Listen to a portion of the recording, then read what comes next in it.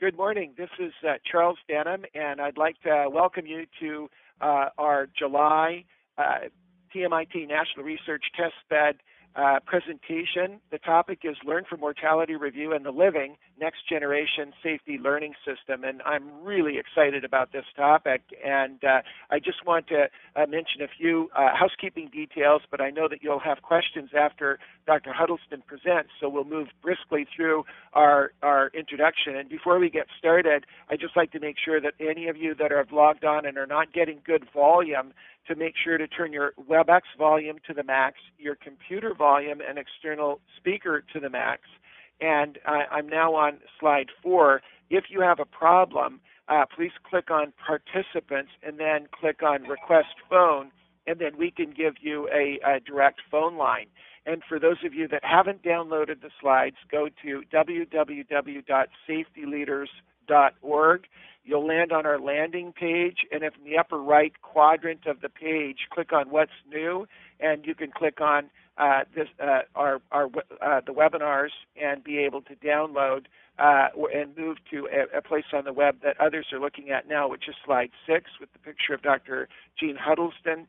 And as we add additional resource materials to this webinar, you'll be able to come back to get the slides, posted articles, other links that might be important. And for those of you that are watching this on demand later, this is a free webinar. There have always been free. I guess this is our 96th or 97th sequential month of webinars. And you can come back at any time and re-review and download the information. Also, Dr. Huddleston may agree if you all rank this as a high webinar, we'd like to invite her back in August to speak. On slide 7, you can see the addresses that we have for social media. Our purpose statement is on slide 8. Our purpose is that we will measure our success by how we protect and enrich the lives of families, patients, and caregivers. Our mission is to accelerate performance solutions that save lives, save money, and create value in the communities we serve. And I can think of no better presentation than the one today studying deaths and the impact that we can have. I won't read our disclosure statement. However, Dr. Huddleston has nothing to disclose. Our other disclosure statements are on the screen, and we won't be talking about products, devices, or pharmaceutical products of any type. We have Becky Martins, who will open for Dr. Jeanne Huddleston, and then we'll react. And what I'd like to do is invite Becky to really set our priorities straight. As you all know that have watched our webinars in the past, we always want to start off and close with patient advocate leaders. Becky is the founder of Voice for Patients. She has been a patient advocate for many years. She has served in multiple capacities, won awards. She is a co-author of articles. She helped co-author the chapter in the NQF Safe Practices on patient engagement. And she is a real champion for patient and family-centered care, has been involved in a number of activities, and has had tragedies in her own life with her own family and been exposed to pretty acute situations in patient care, and always been standing up for patient safety and quality, and a real champion of our caregivers. Becky, would you start us off, please, with an opening statement? Sure. Thank you, Dr. Denham, for inviting me to be part of the conversation today. No one wants to see caregiving organizations succeed more than the patients and families that they serve. I look forward to hearing the Mayo Clinic story. When lessons are learned, when they are realized, it changes the narrative of the patient story and also the health system story, shifting from the sorrow of an individual tragedy towards system-wide implementation to prevent the tragedy from being repeated. That's monumental to the surviving family, to know that their loved one's death has not been in vain and that another family will benefit from the lessons learned. It somehow softens the sorrow. I'll turn the call back over to you, Dr. Denham. Thank you, Becky, and we just love to thank Becky for her national contribution. She is part of a patient advocacy team that meet with us every other Saturday, and we've done so for, I guess, 7 years, and been involved in many, many projects and programs, and we're so grateful for her steadfast support of patient safety and quality. So what I'd like to do next is just give you an update on the polling and the information you provided to us from prior webinars. We've had one webinar on active shooter readiness, and then all threat management. We reviewed in prior webinars the MedTech program that we're participating in that is developing a tactical approach to the high-impact care hazards that are the leading causes of death in healthy kids from kindergarten through college and adults in the workforce, including anaphylaxis, cardiac arrest, choking, opioid overdose, on-site transportation accidents, active shooter events, and violent intruder events, of which we've now seen a lot in the last month to 6 weeks, non-transportation accidents, and bullying. And in the prior webinars, just to set up our polling, we reviewed the 10 leading causes of death by age group, and you could see unintentional injury right through to the age of 44, leading cause of death. The leading causes of death, highlighting unintentional injuries, gives you a little bit different view. These are both from the Centers for Disease Control, and gives us a pretty good impression of leading causes of death. And we'll talk about patient safety causes of death in the webinar today and in my setup for Dr. Huddleston. And then 10 leading causes of injury deaths, highlighting violence-related injury deaths. And we can see motor vehicle accidents, big, but then in the level 2, the second, third, fourth, fifth, we see a number of these issues that are related to the active shooter events. Opioid overdoses were covered in two prior webinars, an exploding problem, critical problem, 47,000 deaths last year, over 18,000 deaths related to prescription meds.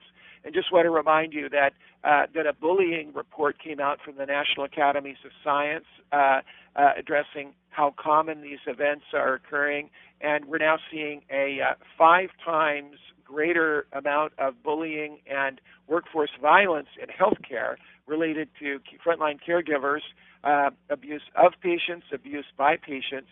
And in June, recently released, is the Quick Safety Joint Commission document. We really recommend you take a peek at. It's only 2 pages, but it really gives a good breakdown of the categories of workplace violence, and we're now seeing cyber healthcare bullying occurring as well. And so this is also a growing problem with 5 times the incidence of other sectors. So the slide 21 just addresses how common this occurs with nursing staff who've been bullied, and 38% of U.S. healthcare workers report psychological harassment. And this leads to some of these really bad events that occur. We also had a program on active shooter readiness and all cause, all harm, and Dr. Huddleston will be talking about deaths of our patients, but what about the potential risk to our hospitals? And it turns out that these events that we've seen out in the community in Baton Rouge and what we saw in Orlando are not just limited to non-healthcare facilities. And over the weekend, 2 people were killed at a Florida hospital, and thanks to the security staff for knowing what to do and knowing what to do, they were able to restrain the shooter. However, 1 caregiver and 1 patient was killed, and as many as 1 of these a week occur. They don't hit the press, but they're absolutely critical, and we'll be covering some of those in the future. Now, we set that up because we've covered those in prior webinars, and then our last webinar was on the novel anticoagulation agents, and we want to report to you our polling. And we ask you, after a deep dive by Dr. Jacobson, one of the nation's leading anticoagulation specialists, I'm interested in a deep dive on anticoagulation best practices and protocols, including the new medicines. You can see 55% of you gave it a 10. We very, very strongly agree. We're going to monitor it and continue to kind of cover this topic of anticoag, which was one of the 3 top adverse drug events that were identified by a multi-agency task force that's now given action orders and plans to the federal government because these were agencies across the government. And we've had webinars on anti-coag, on the diabetic agents and opioids, and have had deep dives in each one of these, and we're monitoring these, and we'll be bringing back more information to you. For those that have not been in our webinars, go back and look at these webinars. We've had leading experts across the country, very high evaluations, and a great detailed content, real facts, figures, numbers, data. These three categories of opioids, anti-coag, and diabetic agents represent 67% of all the emergency hospitalizations. So we ask you, are you interested in joining a community of practice on anticoagulation management? Numbers are lower. We still got 32% of you giving it a 10. We've asked Dr. Jacobson to host another webinar in probably about 90 days on the anticoag management, and we're seeing patterns now with the new agents that are new, and we would never have known about them if we hadn't been monitoring them, and Dr. Jacobson will be coming back. We ask you, do you need help on the ROI business case for anti-coag programs? Lower numbers, so we see only 16% of you gave it a 10. We'll make that a smaller feature of the webinars. We ask, my organization is Anticoagulation Experience to share with others. You can see that we only had 4% that felt that they strongly were able to do it. So we are going to continue to focus on this topic. We also ask you if you would be interested in collaborating with and connecting with community pharmacists. A little higher number, 65% agreed, not the off-the-charts numbers that we like to see if we're going to put a large program together. So the next topic and set up for Dr. Huddleston is this focus on patient safety harm and the numbers. And I'm just going to kind of remind all of us that the recent article by Dr. Macri stating that the number 3 cause of death with 51,000 deaths is a very low estimate. And we just want to remind ourselves that what kicked off this whole focus on patient safety was to err as human with 98,000 deaths. But CDC reported, and these are outside of those numbers, 99,000 deaths related to HAIs, healthcare-associated infections. That's leveled off now, according to CDC, at probably 75,000 per year. The OIG did a study purely focused on seniors and found that medical error contributed to 180,000 deaths, 15,000 per month. Dr. James, which Dr. Huddleston will mention his study and has a slide for that, cited 440,000 deaths. And many of these don't end up in the bucket of what the formerly what is the IOM and now the National Academy of Medicine report addresses the diagnostic errors. So these prior numbers were not counting the deaths related to contributions from diagnostic error, unless they were very glaring. And then Dr. Macri and Daniel addressed the 3 leading causes, address the fact in this article, and I'm on slide 34, medical error, the 3rd leading cause of death. Now, it's interesting that this has provoked some response from the marketplace, and their categorization of these deaths and the fact that it's a low estimate. I recommend that you go to the BMJ website and you can listen to an interview of Dr. Macri, who explains the logic behind the article, the interest, why it's a low estimate, what's included and not included. And so some stories, as CNN would say, some stories take more than 140 characters to tell. I really recommend that you listen to Dr. Macri as you read this article and review it. There are people that started a movement to have the BMJ study retracted based on a number of issues. You can see them on slide 36 here. And so there's a debate. I just want to remind you, the first slide I showed, whatever the numbers are, they're growing assessments when we look at the broader and broader view of where things are happening in inpatient and outpatient care. It's pretty hard to believe that the number would not be the 3rd leading cause of death. So now it's my great pleasure to introduce Dr. Huddleston, Jeanne Huddleston. She's a hospitalist and chairperson of the Mortality Review Committee at the Mayo Clinic.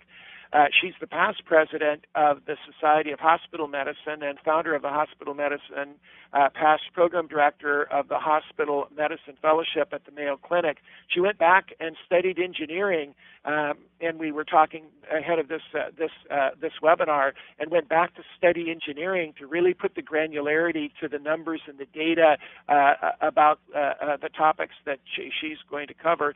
She is a Harvard Macy scholar, both in the physician educator and leadership programs, and an alumnus of the Foreman AHA Patient Safety Leadership Fellowship. She's currently an NIH scholar as well, and I'd like to have her, as she introduces herself and goes forward, explain, Jeanne, if you would, a little bit of the background of why you went back to take the deep dive in engineering, because I think it speaks volumes about your focus on really getting at the numbers and the truth. Jeanne is a wonderful person we've known for years. She's done a terrific job. I think she's going to be one of our global leaders in patient safety. And with that, Jeanne, kick it off. Thank you very much, Dr. Denham, for that wonderful introduction.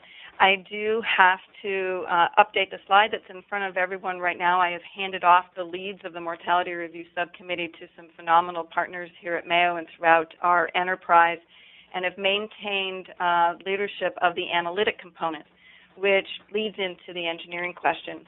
So about 7 or so years ago, I became frustrated, or had been frustrated for a number of years, with the way process improvement and change management was being approached in healthcare, and believed that in a scientific world I needed to have more than passion and stories. I needed to have analysis and numbers to be able to convince some of my colleagues on the importance of making changes to things that maybe we have done for decades or centuries.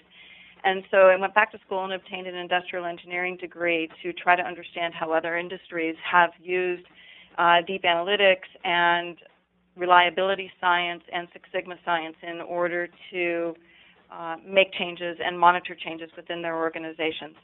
So it's the numbers piece within the Mortality Review that I continue to hang on to, and my colleagues throughout the institution continue to carry the torch on getting the hard work done, the actual reviews done, so that I can play with the data and do what I love to do best.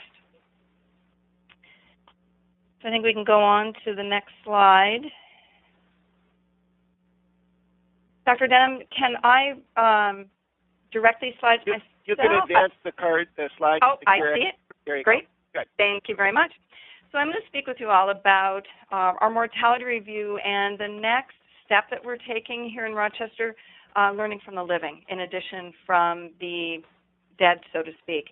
The reason that we started with mortality review was because it was a convenient cohort. It was a sample that we could get our hands on. It was a group we could understand. It had a denominator we could follow from an analysis perspective.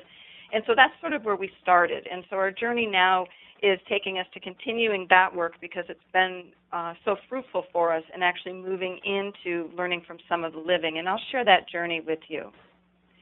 We're going to cover our experience, some of the tenets of a safety learning system, application of the Six Sigma analysis capabilities and the principles thereof, and go through a safety learning system collaborative that's currently underway.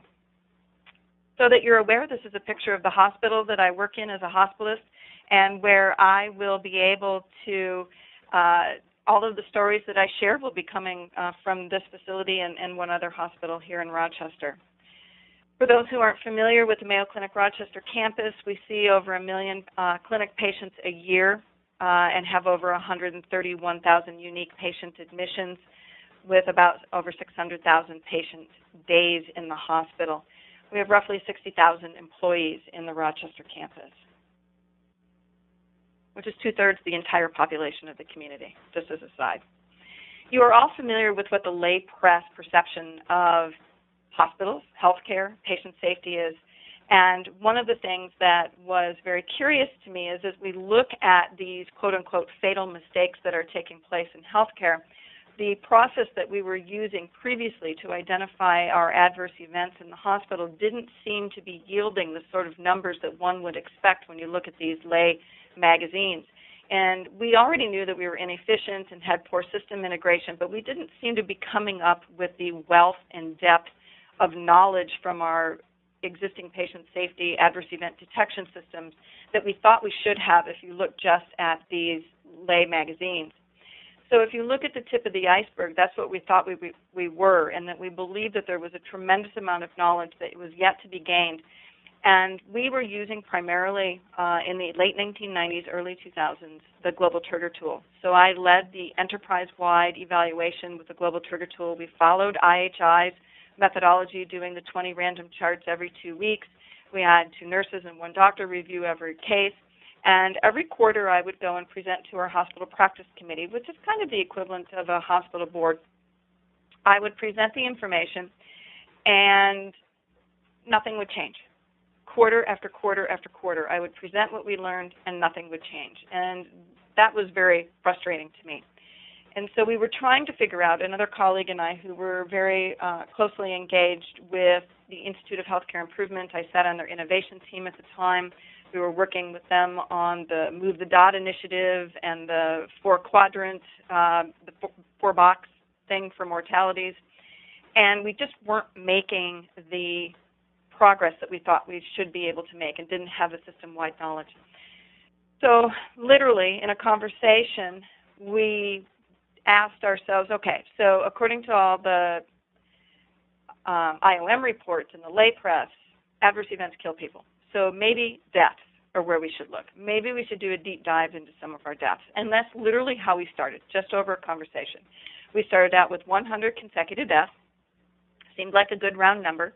We reviewed the stories, and on yellow pads of paper, literally just wrote down 100 consecutive stories of patients' journeys on our care prior to their death. Of those 100 cases, more than 30% of them had significant events, and 2 of them had events that we believe led directly to the end of their lives. And we believed, because we were just hospitalists, you have to remember, and we have an academic culture, that we believed so strongly in those 2 cases that we didn't think anybody in any subspecialty within our organization would actually argue with us. So we took that information to our hospital practice committee, and it was at that point in time when I gave that presentation that there was some eye-opening moments that happened during the course of the presentation when I actually told the stories about what exactly happened, and had just a big enough denominator, only 100 patients, to actually give it a little bit of a landscape.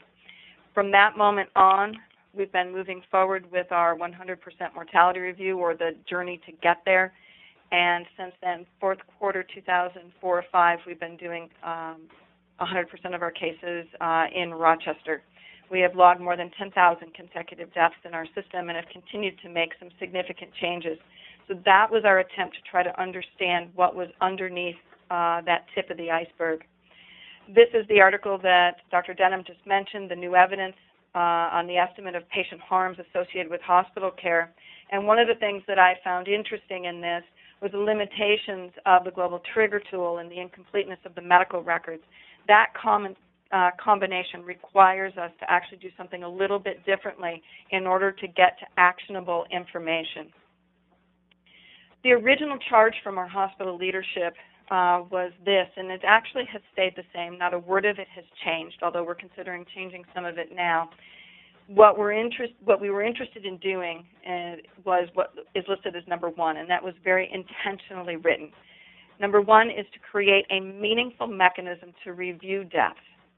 Meaningful was the word that was inserted into that statement. And by meaningful, we meant we wanted work that led to thoroughly understandable information that was measurable and improvable. We wanted action.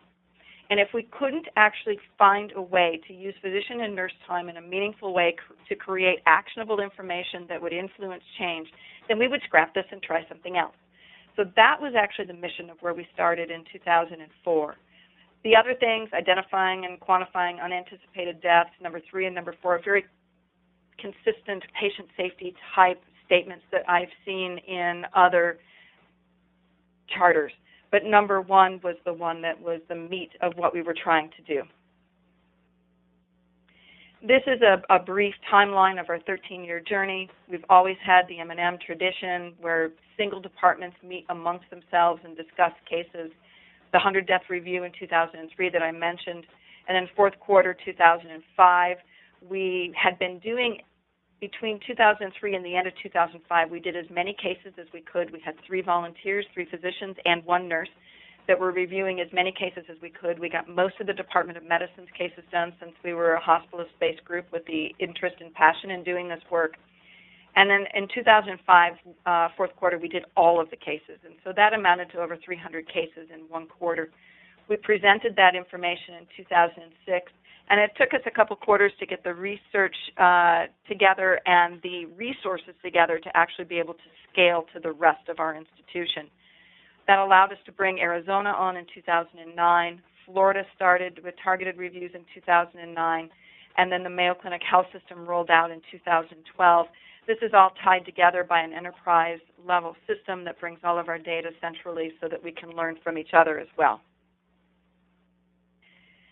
Guiding principles learned over those 13 years, and also learned as this has been shared and disseminated into other hospital systems within the United States. The key component is this is a system review, not peer review. And some of the most interesting training that I do as I help people learn how to do this work is to get the physician specifically out of a peer review mindset and into a process and system review. And I'll show you a couple of cases that demonstrate that. Deference to expertise. High reliability organizations defer to the level of expertise, not just to the leaders of the organization. Therefore, to be consistent with that, we have every case reviewed by practicing nurses and physicians, and we have found that that particular component is crucial because the current knowledge of current practice, people who are up to speed on everything, allow us to identify much more than we would have in a non-practicing review of the chart. All findings are recorded centrally so that we can learn, and multidisciplinary, multi-specialty sessions are used to build consensus around our findings. It is one thing if Huddleston walks into a room after doing a review and tells neurosurgeons that they have an opportunity for improvement or have an issue with their practice. I would get dismissed from the room very quickly. It's a whole different concept when 30 to 50 in our organization, smaller group in smaller hospitals, sit in a room and talk about the opportunities for improvement and come to a multidisciplinary, multi-specialty consensus about whether or not that was a real thing and whether or not we had a real opportunity for improvement. And if that's the case, when a group comes forward and said, all of us talked about it and we all agree this is an opportunity for our hospital to improve, not a person, not a specific group, but our hospital to improve, that's a different message and it's easier for people to hear. The other thing is that implementation is local. Who does the reviews, how the reviews get done, what the timing is behind the reviews, that has to be decided at a local level. Mayo Rochester cannot tell our other Mayo Clinic sites when and how and who the reviews have to get done. But the principles that we've maintained together is that the practicing providers or the deference to expertise and central recording of the information with multidisciplinary, multi-specialty case discussions, those are the tenets of what we've learned has been very important for our learning. This is kind of how it organizes itself. There's a combination of independent reviewer work and then what we call committee work. A committee is a very common word used at Mayo. Basically, for us, it's a group discussion about the cases. So the reviewers are assigned cases and independently we review them. And initially, at least one nurse and one doctor are assigned to a case. If either nurse or doctor actually find any red flag, any issue, anything we could have done better, doesn't matter if it's a direct adverse event, just something we could have done better. Maybe it's communication, maybe it's documentation, maybe it's an earlier diagnosis of sepsis. Anything we could have done better, then that gets flagged in the system and carried forward, and those are discussed by that multidisciplinary, multi-specialty team.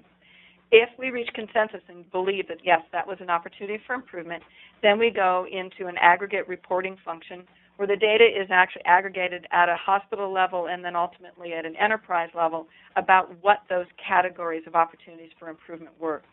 At the hospital level in Rochester, we share these broadly. We share the opportunities for improvement in a quarterly format amongst all of our nursing floors, all of our clinical department chairs, all of our quality and safety committee members, hospital practice committee. The more people that have an opportunity to learn from these cases, the better.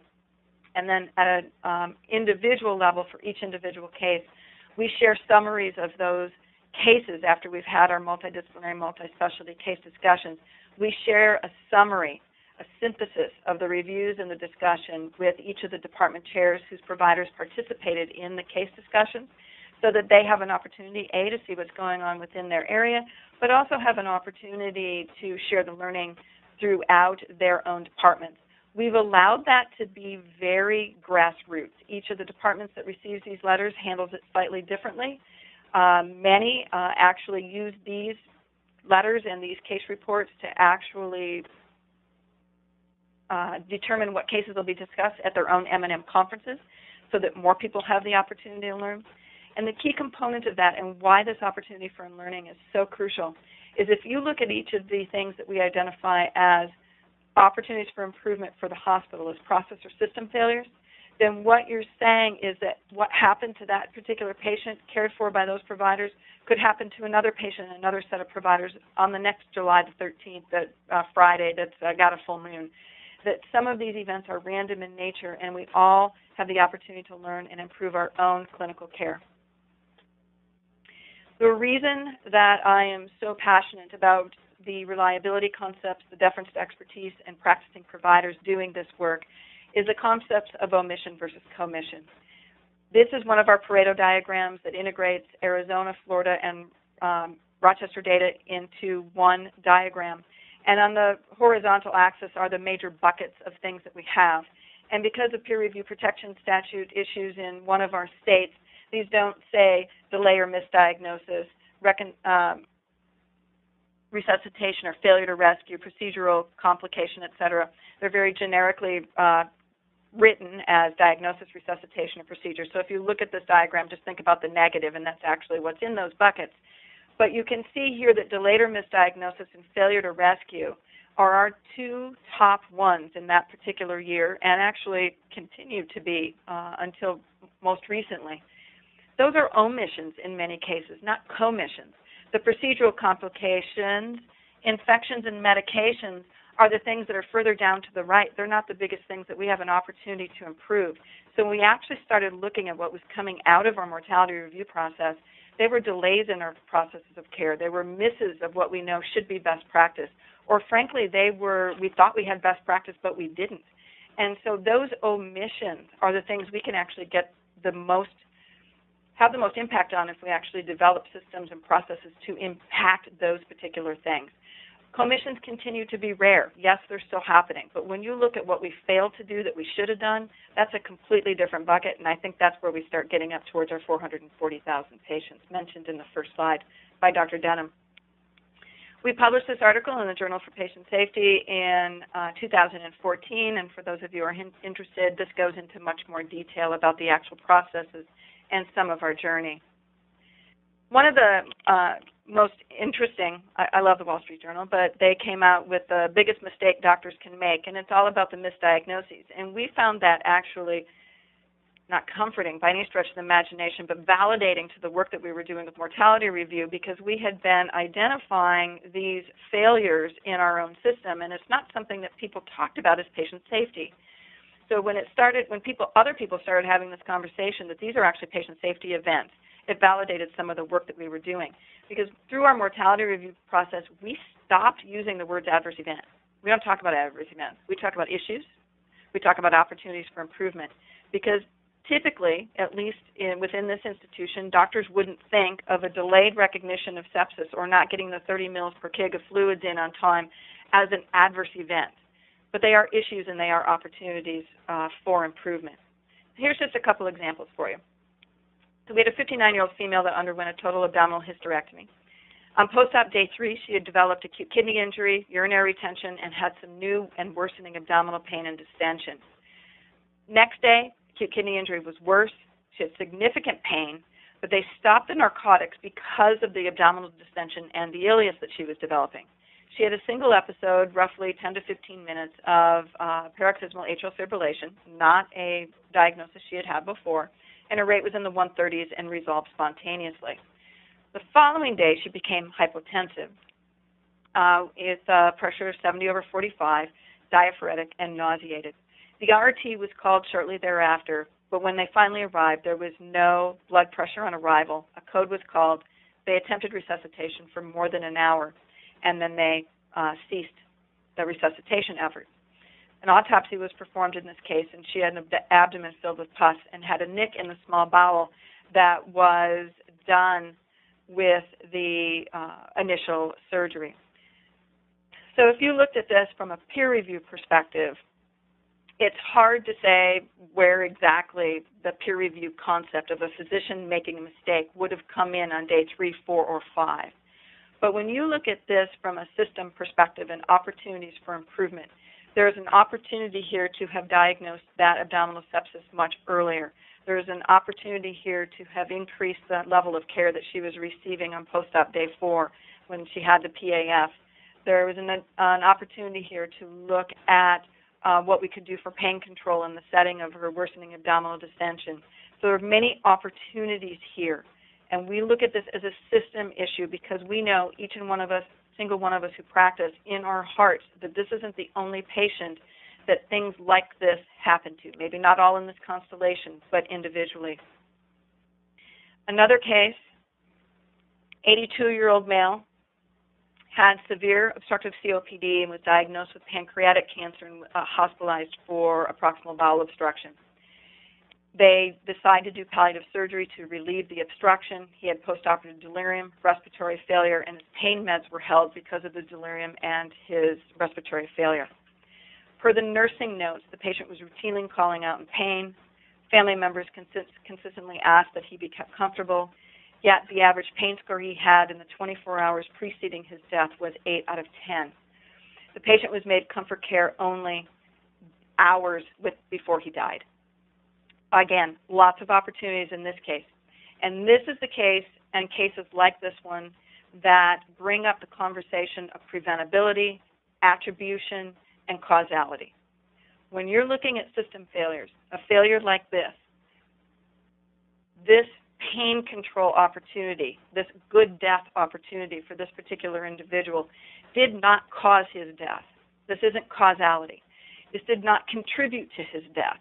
He was old, and he had metastatic pancreatic cancer. He was going to, quote unquote, die anyway. So in a traditional mortality review, peer review approach, we dismiss these as anticipated deaths, not preventable deaths. But what about the opportunity for learning to make a good death happen in our institutions? Would we, any one of us, have been comfortable if this had been our father or our mother or our grandfather? Would we have been satisfied sticking our institution's name above this person's bed and saying, this is how this institution delivers care? Is this Mayo Clinic standard of care? Absolutely not. But does it happen here or more frequently? Absolutely. The ASCO meeting is this coming week in Chicago, and it's a palliative care and oncology patients meeting. And we have an abstract that comes directly from this patient's case where we went back and reviewed 1 or 2 years worth of all of the oncologic deaths in our facility and actually looked to see what the average pain score was in the 24 hours preceding death. And I'm ashamed to say that our average pain score in the 24 hours preceding death is 7.5. Not how we view ourselves, and certainly an opportunity for improvement that we never would have identified without this case. And so that makes that one case what someone could have written a peer review letter for, a system failure, a system problem. Another example is mesenteric ischemia. In 1 year we had 5 cases in a quarter, but when you looked at each one of them, peds, GI, emergency department, medicine, and surgery, in a big hospital like ours, none of those nurses know each other's names. We don't practice together. The doctors don't necessarily sit in the same areas. We would never, ever discuss them. So for each individual area, it's a one-off case. Someone might get a peer review letter that says, yeah, mesenteric ischemia is hard to diagnose. You should try harder next time. But when you look at 5 in one quarter in one hospital, that's a bigger deal. And when you compare it to your other hospitals in your enterprise and realize that another hospital is having the same problem, but a third hospital doesn't have them at all, now you've got a big question mark. So when we realized that, we actually took the information and pulled people together from each of the 3 sites and identified that one of our sites had a different abdominal imaging protocol whenever mesenteric ischemia was in the differential that the rest of us did not have. And so we were able to actually standardize that across our enterprise. And the delayed recognition of mesenteric ischemia is not happening 5 times a quarter any longer. And this particular, I'm going to go through some examples for you and some of the other system changes. People always ask, okay, that's great, you find opportunities for improvement, but what have you done? So I'm just going to share some of the examples of things that have either been done. And I can tell you, at least with this example and some of the others, it wasn't specifically because of mortality review, but mortality review was able to either measure the impact of the particular initiative because we stopped seeing those types of cases, or B, we ran into situations where people knew things were a problem, but we could never get the change over the threshold. We could never get past the change management hurdle. But when we brought the stories and the data from mortality review together, we were able to actually make significant change. So in this case, with C. diff colitis, we used to have significant numbers of cases where we could actually say the C. diff that they got in the hospital, we could tie that to their death. And there was an initiative that was started unrelated to the mortality reviews, but we started wiping down all of the touchable surfaces in every patient's room with bleach wipes. And by all touchable, I mean all touchable: faucets, toilet handles, knobs on drawers, tables, doors, everything that could be touchable is wiped down. Our staff just do an amazing job of that cleaning, and we have been able to document in our mortality reviews that we have not had a C. diff-associated death since this initiative was started. Another has to do with recognition of deteriorating patients. That has been the big problem with us in over the last 10 years, the failure to recognize and rescue acutely deteriorating patients. We tried a number of initiatives going many different directions to get our hands on it and still continued to struggle with it until when we changed some of the way we collected the data in our mortality review system that got us to more of the why, not just the what. And that's the other key component by telling the patient stories. You get into the why. Not only was this a failure to rescue death, but what portion of them were because we missed the diagnosis? What portion were because we had the diagnosis but didn't treat it right? And what portion were because we just had pure policy violations and people would not call our RRT? The type of process improvement that you would put in place for each of those three different categories is very different. So taking our nomenclature and being able to get to the whys has been crucial for us to make some differences in these areas. Another was in one quarter we had 5 deaths related to respiratory failure in elective surgeries.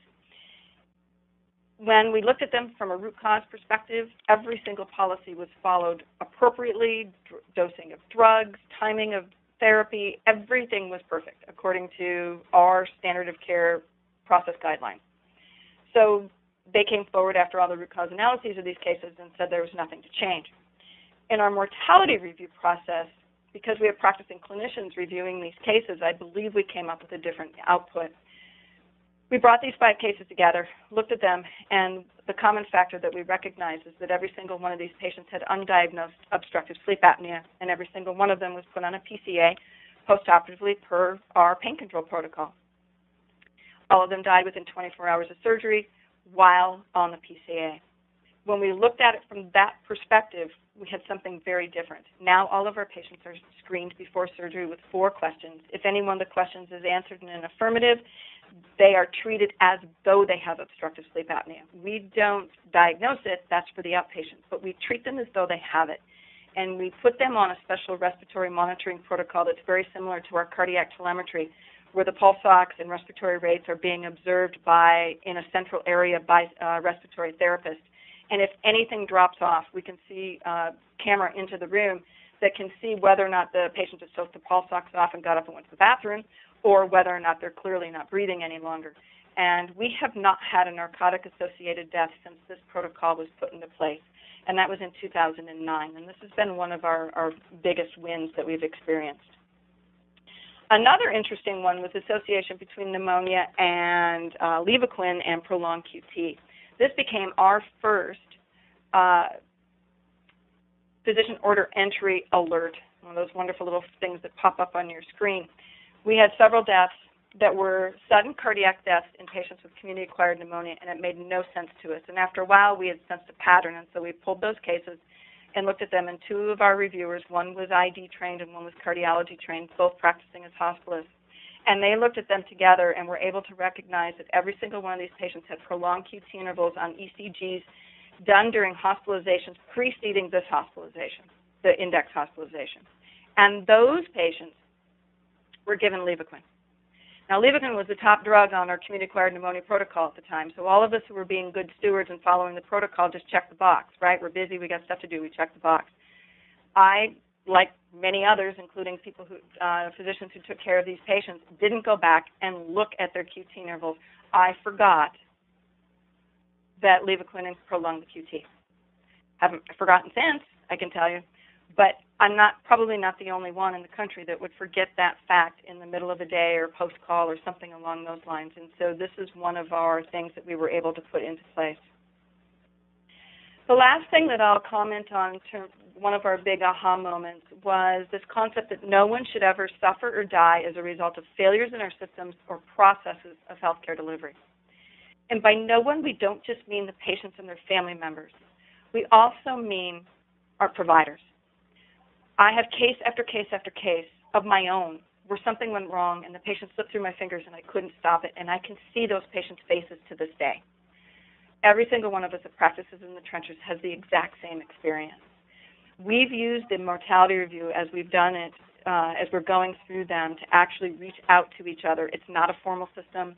It's a backup system where we just kind of informally call each other.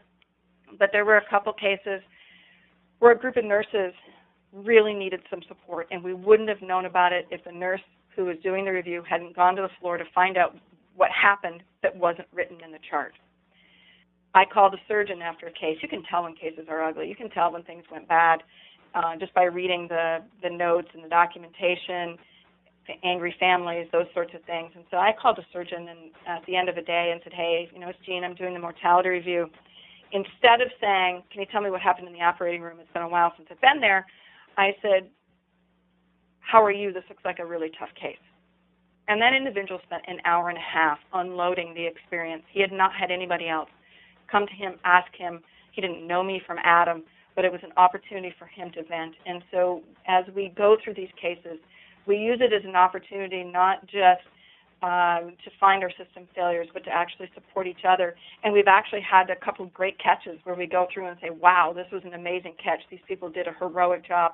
So it also gives us an opportunity to actually send thank you notes to those providers. How do we organize it? That's a question I'm often asked. So our Rochester Quality Department, Quality Leadership, has underneath it two different components that work together. There's the MORT, our Mortality Operations Review Team, and that's the group of people who are the eyes and the ears of the organization, who are responsible for getting all the reviews done, holding and facilitating the case discussions, and telling the patient stories, creating those letters. Then we have our M&M Council, or Morbidity and Mortality Council. In Rochester, Dr. Beth Ballinger is the physician lead, along with Dr. Christopher McCoy, who are the physician leads in that particular side on the MORT side. And then in the M&M Council, they're members, as is our PSO, our Chief Patient Safety Officer and Chief Quality Officer. We attend, we include analysts, data people, and other of the quality components within the institution. We sit down twice a month and we look at the analyses, we interpret the analyses, we create the reports that are sent out on a quarterly basis, and we look at the data in combination with other aspects, our UHC, some of our patient safety stuff, and we try to come up with integrated plans and discuss what-if scenarios as well as potential future initiatives that may be useful for us to do to get at some of the opportunities for improvement that we're identifying here. It also allows our quality leadership and safety leadership to right-size their quality improvement initiatives. So if we have something that we can see is happening on one floor, then that's an initiative that can be handled on one floor. But because of the way we do the analytics, we can tell if it's happening on one floor, every hospital, how wide scale is this opportunity. And that allows our CQO to figure out how much initiative or how much resources is going to need to go to a particular initiative to deal with our particular opportunities we're finding in our reviews. So in the Morbidity and Mortality Council, this is where our Six Sigma analytics are done. This is having an M&M council that just does the data, looks at the potential improvements, the analysis and the control of a particular process. That is very Six Sigma sort of oriented, and that's why this group was put into place. We look at statistical process control charts. We do our benchmarking. So this is a raw mortality, not adjusted for anything. where we can see that at the end of 2009, we actually had a statistical reduction in our mortality rate as a result of a number of things that are put into place, and this is part of a diagram that's in that 2014 Journal of Patient Safety article I mentioned. And that blue dotted line that's on there is our backward recalculation of what the UHC does to rank us. And we need to be below that blue line to be in the top 10th percentile. And so that is the work that we do and we continue to take forward as our benchmark to show our leadership that, yeah, our mortality rate's pretty good, but if we want to be better, this is how far we have to move. We've also started doing a fair number of heat maps in addition to the Pareto diagrams that you saw earlier in the presentation. And this is around our failure to recognize and rescue deaths. And this is 7 years worth of data as we were trying to figure out where in our hospital we needed to actually try to focus, and is there one area or is it every area, and how can we actually get our arms around this. And so you see here that there's several that are gray and one that's bright red. So that gave us a feeling for where we needed to go. But was it all 7 years or just once? And then we distributed this out by years, and lo and behold, we had enough information to tell us that there was a significant change on 1 or 2 floors in 2014 that actually contributed to the majority of these opportunities for improvement around failure to recognize and rescue deaths.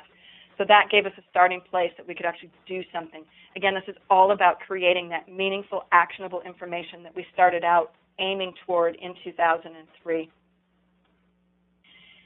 And it was our aim to begin to understand more about what was under the water because we believed that more of what we could do was under there. And these are just a few of the ones that I mentioned. Triage is another one I mentioned. We had 10 failed triages in 1 month in 2009 or 7, somewhere in there, I can't remember, and looked at those, and we got our admission transfer center in place. And we've only had 1 triage death, 1 or 2 triage-related deaths a year now since we put that admission transfer center in place to actually screen and intentionally hospitalize our patients where they will get the best nursing resources that they need. So those are just a few of the things that we've worked on. And again, this is only in the Rochester campus. I know that the Mayo Clinic Health System, Arizona and Florida and others have done a significant amount of work. This is just the body of work I'm most familiar with. In our M&M Council, our Data Geek group that meets twice a month, this is our Iceberg diagram because we keep, every once in a while we hear, this takes an awful lot of time and resource. Do we have to keep doing it? So we make this diagram, and this is the diagram from 2013, 2014. We've got another one coming this year, I'm sure. And out of those 2 years, we had 1,905 deaths. And if you look at this, the purple-ish oval was 45 unique patients who had adverse event with harm identified through our voluntary reporting system. 21 unique patients were identified through our surveillance system for our infection, hospital-acquired infection. And we had 263 of our patients who died who had unique events not identified through any other system. So when you look at it, we're learning somewhere between 4 and 6 times more the information with this review process than we do with traditional adverse event reporting. I believe it's because we're also looking at omissions, and we've taken the adverse event concept out of it and are looking for opportunities for improvement. We have seen this replicated in one of the hospitals that I worked to get off the ground a couple of years ago in Texas. When they reconciled with their existing adverse event reporting system, only 4% of what they found in the mortality reviews were actually in their voluntary reporting system or had been classified as a serious safety event in their particular hospital. And so the wealth of information that they got in their hospital, which was a non-academic hospital in an urban setting, was similar to ours. Why does it work? I believe it's because it moves away from insular peer review. We're talking to each other, we're working across disciplines and departments, and we're learning. It promotes the culture change. Boy, when you have surgeons, nurses, pharmacists, coroners, respiratory therapists, secretaries, administrators, and physicians of all stripes sitting in a room talking about the same case, you'll learn a lot, and boy, do you learn how to have hard conversations. It's been fascinating to see that the people who have been a part of the mortality review move up within the organizational structure as very effective leaders. You'll learn a lot about talking about difficult cases in this room. And it's not about adverse events, and that's the other part. We don't talk about adverse events. We talk about issues. Everyone has issues. Everyone's teenagers have issues. Marriages have issues. It's a word we're used to, and it doesn't make us put on a different shade of glass. And so by intentionally using terminology that doesn't put people on a defensive, I believe we've been able to have more open and honest conversations about what we're seeing. Those opening conversations, those team principles, are based on something called Chatham House rules. And that's where participants are free to use the information received. So sitting in a room with 30 to 50 or 20 or 10 or however many people, you're free to use all the information available to you in that room, but neither the identity or the affiliation of the speaker, so the person who's presenting the case, or any other participant, the content of what's being discussed, who took care of the patient, whoever else is in the room, is to be revealed outside the room. So it's completely transparent within the room. If you went through our more than 10,000 consecutive cases in our system, you will not find a single physician or nurse's name. And 95% of the time we're discussing the cases, we have no idea who took care of them, because that doesn't matter. Every single one of these things, not getting the right fluid boluses to the patient in the right time, not starting the massive transfusion protocol on time, picking the wrong antibiotic, that can happen to any of us. And so by taking the people out and looking at why does our system allow these things happen to our providers who are burned out, fatigued, and doing their best, how can we develop a system that actually supports our providers? With that lens, it's a very different conversation. So we operate under these rules. We discuss the patient's experiences, not the peer's care, and professionalism is critical. Now, do we find peer review issues? Absolutely. Then we send that summary of that case off to the peer review land and let them take care of it the way they typically would. It's not in our purview to address it at that point. Again, we're the learning of the organization so that our leaders know what to work on and how big of a problem they have.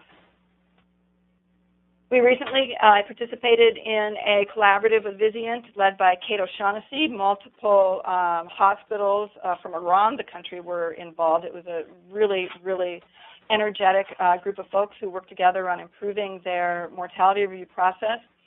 Out of that, and somewhat as a part of that, a group of us have decided to form a research collaborative that sort of brings in and brings together this delicate balance of learning between our existing cultures and where we want to move, and moving away from just calling things adverse events and actually learning about opportunities for improvement and creating actionable change.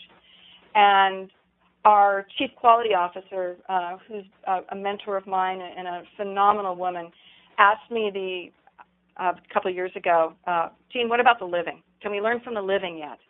And so these two things have sort of come together to create the next generation of organizational learning, our safety learning system, where we're identifying opportunities for improvement, not just with mortalities. Remember at the very beginning I said it was our convenient cohort to learn more on because they were easy to find, easy to measure. Now, what about all those other cohorts that we have not been able to move the dime on, that have been the bane of our existence, readmissions, high-cost cases, PSI-4, the hemorrhage and hematoma for us? What about those? Can we use the same process to learn from those other challenging cohorts? And in addition, what we've decided to do as we've done this is actually advance the taxonomy of human factors that's being used in our DoD's aeronautical engineering space and translate that into healthcare and get more into the why. One of the people that I worked with in Florida said he was thrilled by looking at this process because he could stop counting things, putting things in buckets, and then just looking at this run chart or Pareto diagram of buckets, to actually move from counting and get into action. And so the human factors taxonomy will allow us to get more into the why. So the cohort specifically that Mayo Rochester are looking at as part of the collaborative are readmissions, high-cost cases. We're taking 100 of our highest-cost cases. Respiratory failure, one of our big failure to rescue and recognize diagnoses. Hotspots, like that red spot on that heat map that I talked about. Our sepsis and our PSI-4. So those are some of the cohorts that we're targeting right now to learn from. The tenets that we're using is the same from what we used with our mortality review. It's multidisciplinary reviews where nurses have equal voices. The perspective is on the patient journey, and the identification of contributing factors. One of the things that we found in the perspective on the patient journey is it's still a tendency, mostly of the docs, not as much of the nurses, mostly of the docs, to be able to say, well, gosh, the patient was really sick, or, oh, they had all these comorbidities, or, oh, they were really old, or, oh, they were going to die anyway. We get stuck in that space.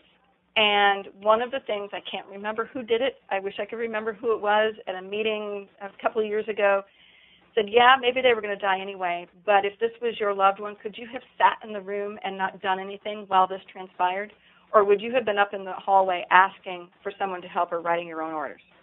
That was the question asked. So every once in a while now we stick the, okay, put your mother, father, wife, or child in this bed and ask yourself, would you allow them or feel okay with them having a blood pressure of 72 for 4 consecutive hours? If the answer to that question is no, then it's not okay for any patient. It's not just not okay for your patient. And so when we put our own family members in the beds of the people we take care of, it's amazing how differently we start looking at our opportunities for improvement and how much more willing we are to actually call it an opportunity for improvement. We're still using our providers and deferring to their expertise because we believe it's easier for practicing providers to identify the omissions. Plus, it increases our physician involvement and engagement. Still having our multidisciplinary, multi-specialty case discussions, and our goal remains actionable information and influence. These stories plus data have influenced our leadership to make meaningful and sometimes expensive changes in our system to improve the care of our future patients. These are the participants that are currently participating in the Safety Learning Research Collaborative that we have. There's 8 systems representing over 40 hospitals that are participating, and we're a few months into it, and it's very exciting. It's been a lot of fun so far. So I ask you, what are you doing to learn from your process of care and system failures and to identify your opportunities for improvement? And I would invite you to join us. We're growing the collaborative. Many more people have expressed interest. We're just going to keep growing and learning from each other. The collaborative includes reviewing 100 cases, contributing 100 cases of learning. My 100 cases, because that's where we started with our mortality review, and we had enough learning out of 100 to cause major change. So we think 100 is a really good number to start with. It could be a cohort of your choice. It could be deaths. It could be readmissions. It could be PSI-4, you name it. And a willingness to learn within and across organizations. Our next collaborative is going to be joining the current one in Q4 because the local approval process we found takes a solid 2 to 3 months, with a kickoff and actually beginning the next set of reviews in Q1 2017. It takes about 6 months to get through the reviews, the analysis, and the learning, so we should be finished by July of 2017. So if anyone's interested, I would certainly invite you to join us. And Dr. Denham, with that, I turn it back over to you. Jeanne, that was fantastic. We are so appreciative of you taking us through that. I'd like to have people put their questions up in the question section. And what I'd like to do is I'm going to advance to some questions that we have, and Jeanne has some references here. But I'd like to have Kyle put up our polling questions. And because we'd like to get a good feel from you, I think this work is fantastic. We'd love to invite Jeanne to come back and do a deeper dive on the learning and expose this entire audience. In fact, I offered our August webinar, the third Thursday of August, to do it because we hit the ground running with this, and I think we could just keep the momentum going. She said that she could do it. And so what we'd like on our first question is, I am interested in a deep dive or deep dive webinars on mortality reviews and safety learning systems. Attend is very strongly agree, and the one is on the other end of the continuum very strongly disagree. But we'd like to get your feel as an audience. And Jeanne, we had north of 570 organizations sign up. Not all of them could be listening in real time, but they'll log on for distance learning. So the group that's on right now, north of 300, we'd like to have you all respond to that first question. The second question is, I would like a consolidated review of patient safety harms of inpatient and outpatient studies in order to understand leading causes of death numbers. And so, Jeanne, we always quote these various papers, and we'd like to commission the proper group to review the literature to really give us a better feel for how we can begin every patient safety meeting. And I think you really have opened up the door here for us to understand the omission issues. So the second question is, would you like a consolidated review of all of these papers that we see to be able to communicate well to your organization in a proper and an evidence-based way what the limitations of these various studies are? And then the free text question, the third question is the topics regarding all-cause threats and harms at hospitals that you want to hear about. So what are the topics that you would like to hear about? This year we've covered the broad range of what Jeanne has just covered, the top three adverse drug events. We've covered the bullying and workplace violence. We've covered the active shooter events and preparedness. And we've covered a lot of cybercrime, which John Nance, Jeanne, will be presenting again shortly. He'll have an ebook out on that here this fall and an article in the Joint Commission Journal on that topic, which, and the question is are the errors and harm that are due to insufficient or improper or contaminated information in the wheelhouse of the patient safety or quality leaders? John makes a very strong case, which I've seen, and we'd like to see, if the all-cause, all-harm topics, the broad range of topics that you would like to have covered, whether we've covered them or not. The recent events, the next question is, the recent events have stimulated interest in the active shooter readiness. We covered it, got very high scores, evaluation scores, and scores from all of you to say we want more. Now with more hospital events and more workplace violence going on, do you want more of that? And then the last question on slide 88 is, again, the scale of 1 to 10. I am interested in deep dive webinars on the MedTAC program topics, and these are healthy caregivers and patients and families that come to your institutions that have sudden cardiac arrest, anaphylaxis, opioid overdose, the choking events, the transportation-related events, the non-transportation-related events, and the workplace violence-related events. So would you like more on that now that we've been covering those? And then the question is, the topics in the Learning for Mortality reviews I would like covered in the future are, and so Jeanne, this would be a feeder back to you on the topics from what people have had, having a taste of what you're doing. What would be the topics that this audience would like to have covered? And then the final question on a scale of 1 to 10, would your hospital be interested in participating in a 100-case safety learning system collaborative, the likes of what Jeanne described? And we have time, Jeanne, for you to kind of review what that would mean, and you could maybe give us a little bit of a deeper dive on what it would take to participate in some details as we ask people to share their questions. So the final question, would your hospital be interested in participating in a 100-case safety and learning collaborative system? Jeanne, before I come to you, I'd like to just have Becky Martins react as a reactor. I think this was terrific. I definitely want to learn more, and I think we do have the tip of the iceberg with omissions. But Becky, representing patient advocates and patients and families, would you like to respond to what you heard from Jeanne, and then we'll go back to Jeanne? Jeanne, I'm really just in awe and inspired by your heart and your leadership at the Mayo Clinic. It reminds me that the healing hearts are very much part of the healing profession in the healing hearts. And with that kind of dedication, commitment, relentless championship, and courage, so much is possible and within reach.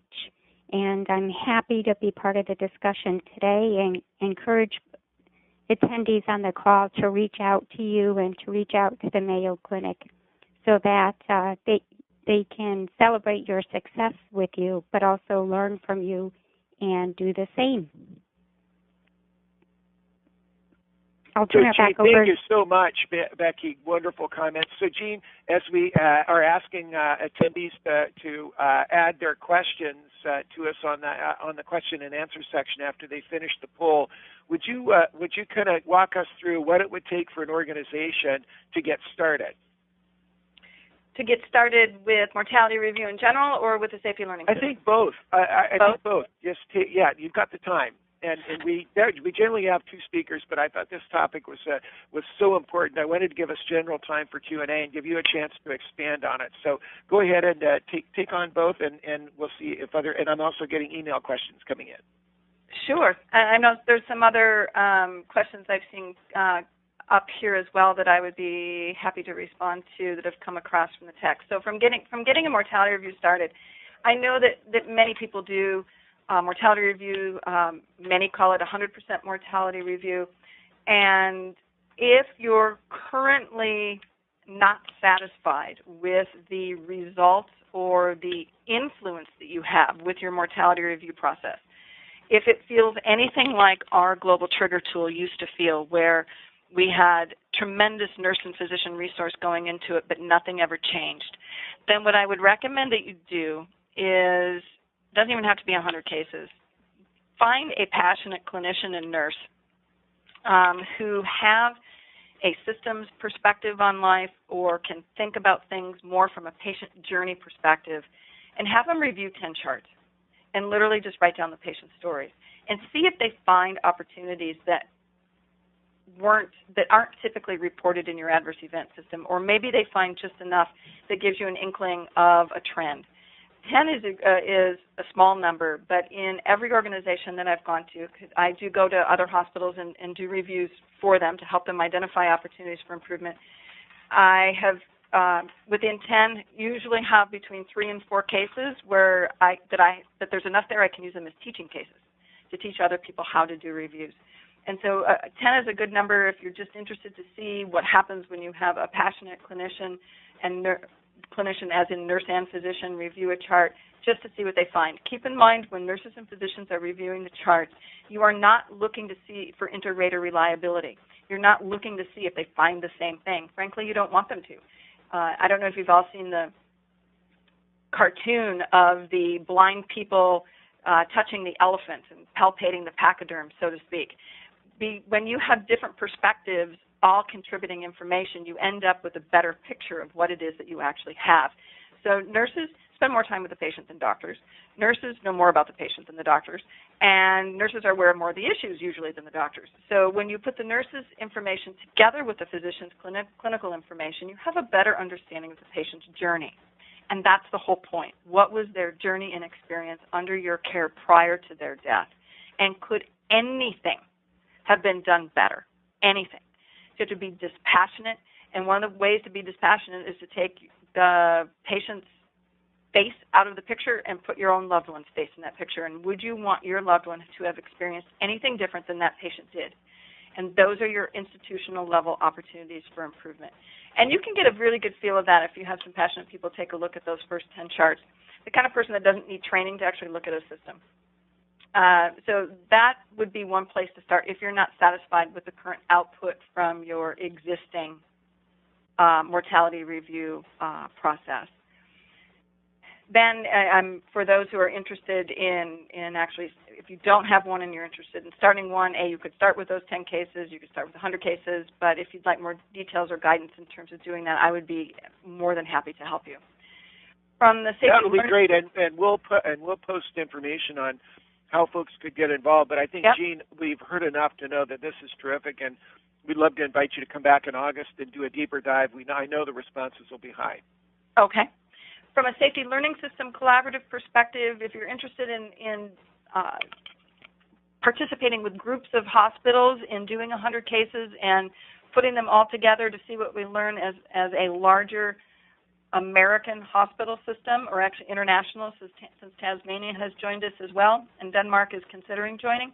If you put all of that information together, what I'm really curious about, whether it's a readmission or a mortality or PSI-4, are there contributing factors that actually go across all those? So do we find that a handoff problem contributed not only to a death but also contributes to readmissions?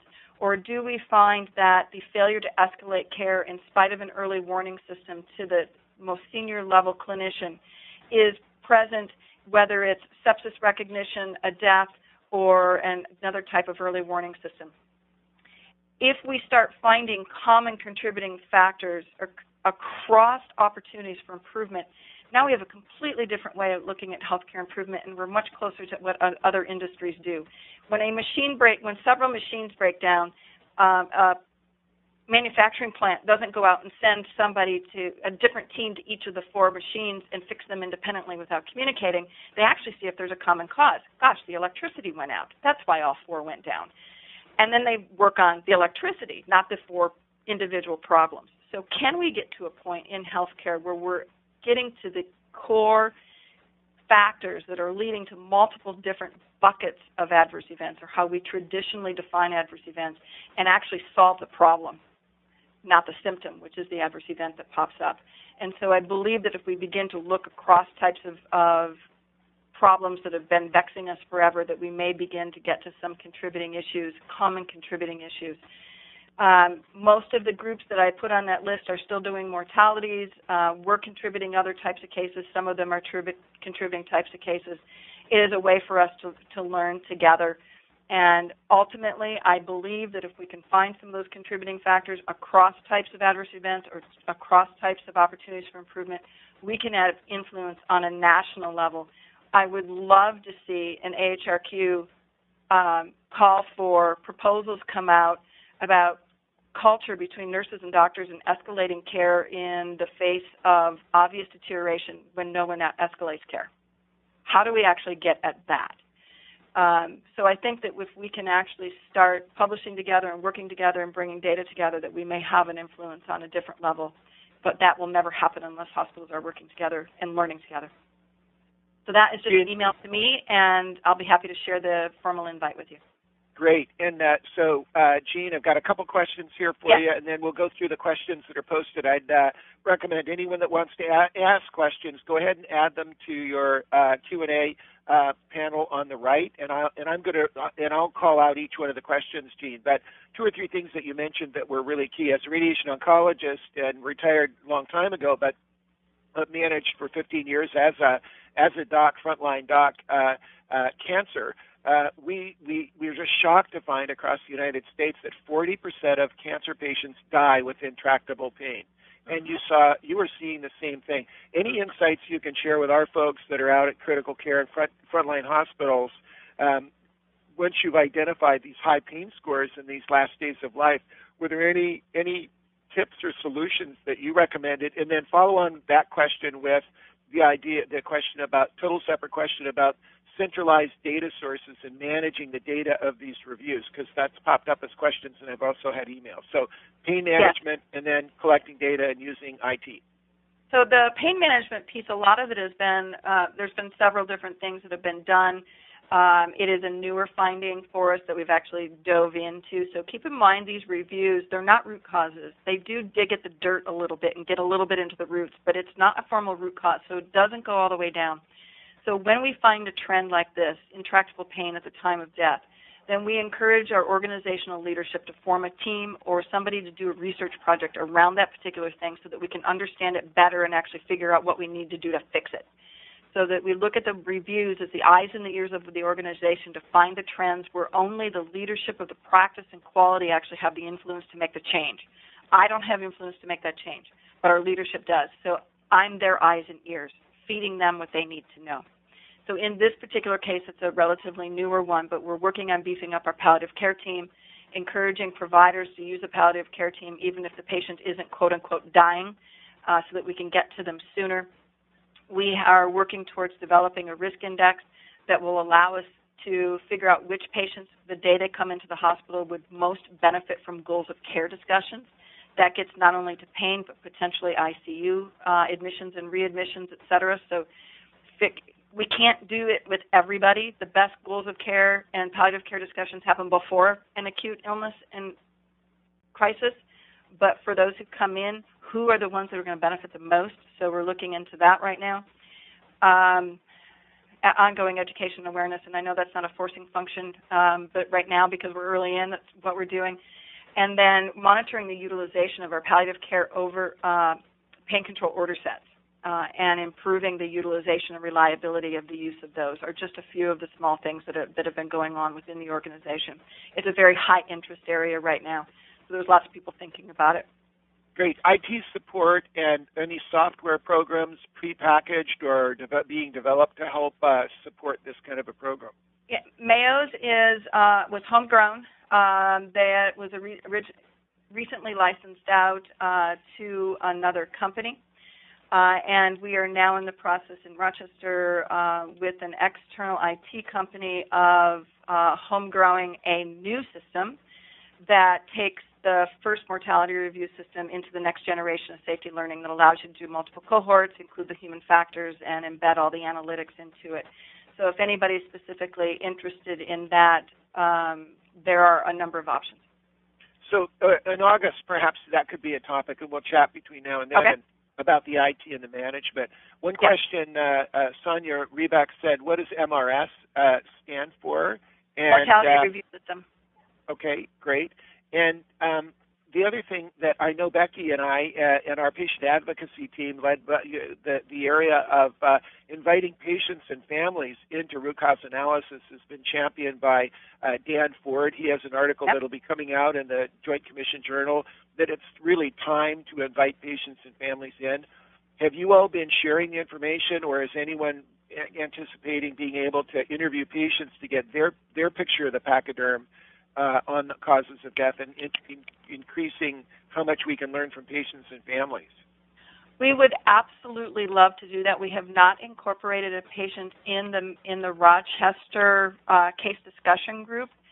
I am personally, along with my husband, we are personally interested in talking with patients and family members, because I guess if they've died, it's the family members, about their experiences about this. We have been asked to put together a book that my husband and I are going to entitle Not Forgotten, and we would love the opportunity to speak with any family members about their experiences and their loved ones' deaths in the hospitals in America. I think in our network we will have hospitals that are bold enough, that are courageous enough to now know that the sky will not fall in if you properly pick the patients and families for root cause analysis and properly interview them about their perspective on the management. We also know that 90 million Americans are caring for someone else at home, managing pain, managing food, managing wound care. My mom is 95. I'm going to see her this afternoon. She now can't get up out of the chair. So, and we have to make all these decisions and have so much better, rich perspective than when we take the patient in. One other question is regarding the misdiagnosis. Can you give us 2 or 3 areas where we can be thinking about, oh my gosh, what did we miss? Where is omission in terms of the diagnostic side? Omission turns the diagnostic side. When you look at our Pareto diagram for that, it includes sepsis, respiratory failure, exsanguination. Those are our top 3. Gotcha. And one of the questions is that we're finding that, like the Dartmouth study of continuously monitoring patients and finding out about those that are under pain meds, how much respiratory depression actually occurs. And you mentioned the undiagnosed obstructive sleep apnea. This appears to be a golden opportunity for continuous monitoring as the costs come down. Is that right? Absolutely. I don't believe in. I have a personal problem with monitoring everyone, because then the signal-to-noise ratio is just phenomenal. I don't think that helps the human. I think targeting populations who are known at risk actually yields the most in terms of the expenditure for an institution, and obstructive sleep apnea patients are at the top of that list. Great. And good question by Suzanne Anders. At any point in time, did the committee consider adding an early warning system to identify patients who may be at risk for unexplained decline? And it sounds like you're starting to think that way on your admissions, triage, and along the way. Is that right? So we have had a project going on. So we've always had RRT criteria, and our RRT team went in place in 2008, I believe. And in spite of that, we were still having failure to recognize and rescue deaths as our number one cause of unanticipated deaths. And we started what's called bedside patient rescue roughly 4 years ago now. We looked at all of the published early warning scores in the literature and reconciled them with our own patients, so did a simulation of the published scores on our own patients, and found that even the best performing one had a positive predictive value of 1.8%, meaning that out of every 100 alarms, only 2 would be correct. That's not feasible or even remotely likable by any physician in our institution. They told us we needed a positive predictive value of 30%. So we set out with some systems engineers and data scientists, and we have created one of the first gradient boosted machine models, or so machine learning model around deteriorating patients, and then added nursing cognition to it. So our nurses are now entering into the database how worried they are about the patient from a scale of 0 to 4.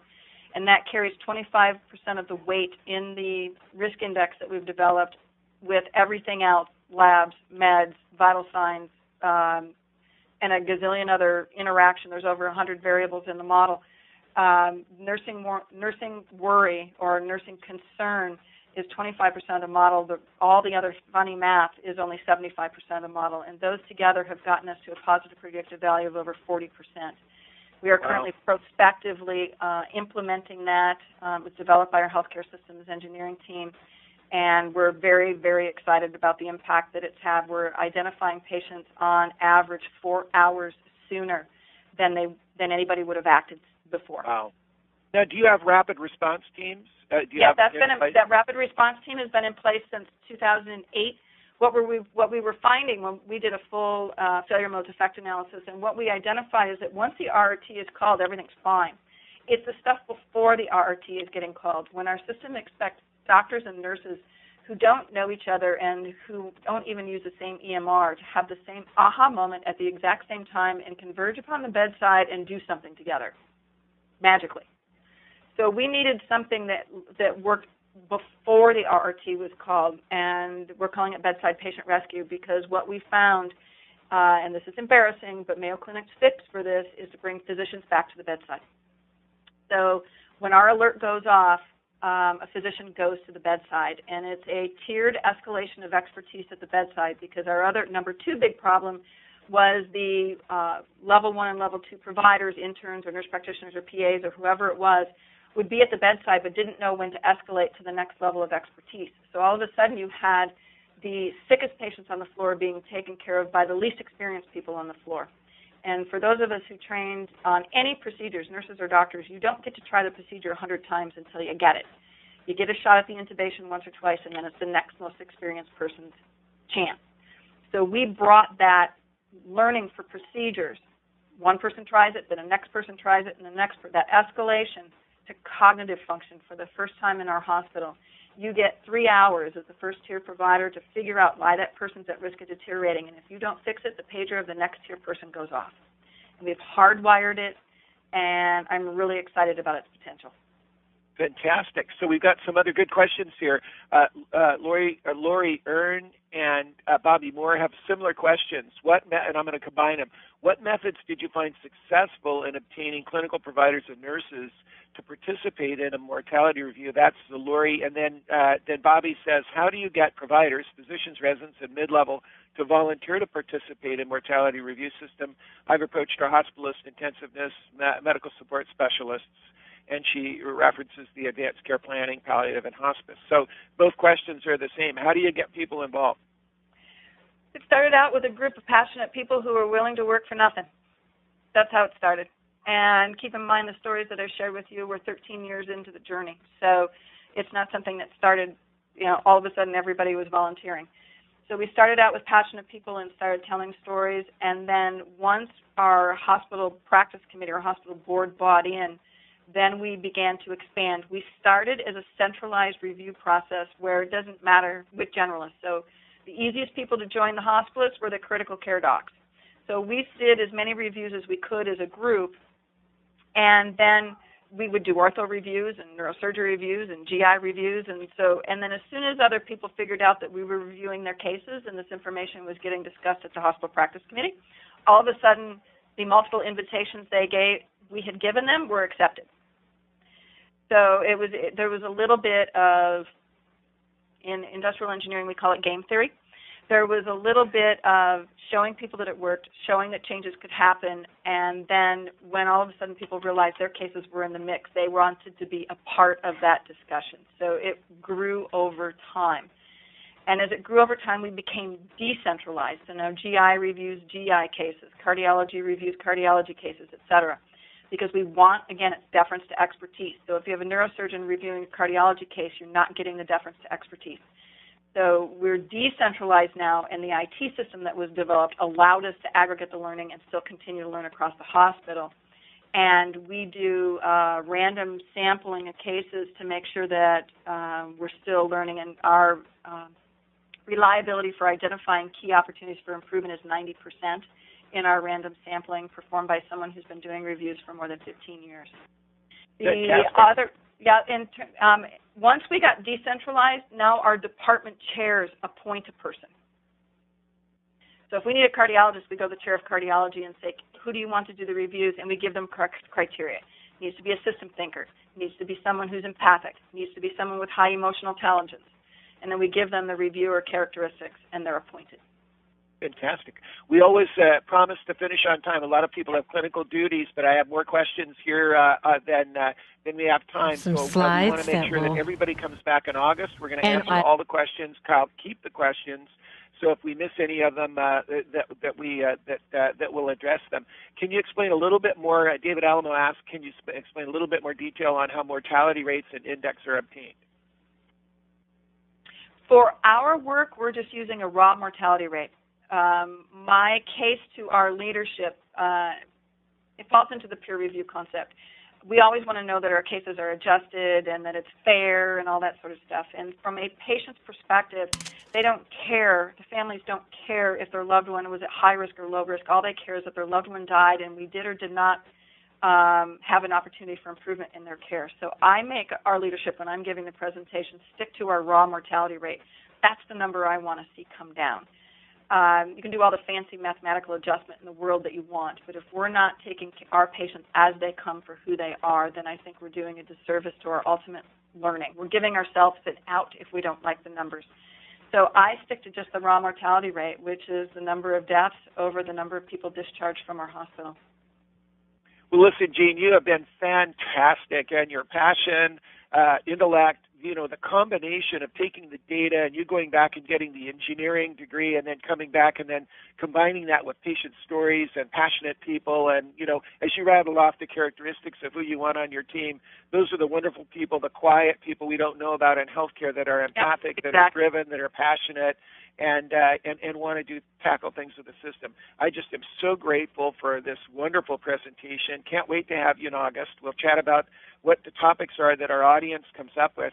But I'm going to turn things over to Becky. We always, it is about patients and families, and there's no better person to close us. And so God bless you, and thank you, Jeanne. I know you're a person of faith, and you're driven by more than just the numbers, and we're so grateful for that passion. Becky, would you close us?